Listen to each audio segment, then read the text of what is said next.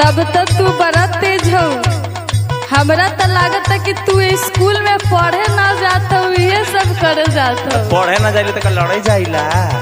तो ये सब बात तोरा कैसे पता है? अरे इंटेलिजेंट है भौजी।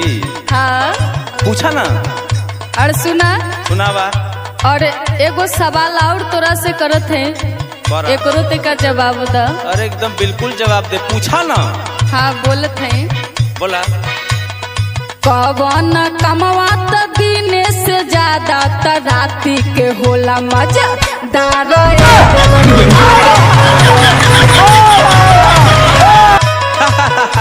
हे भौजी। हाँ अपना छोट छोट सवाल पूछबू तो जवाब तो मिले जाई ना। अच्छा दा ना। सुना। अरे नींद के कमवा त दिने से ज्यादा हो राती के होला मजे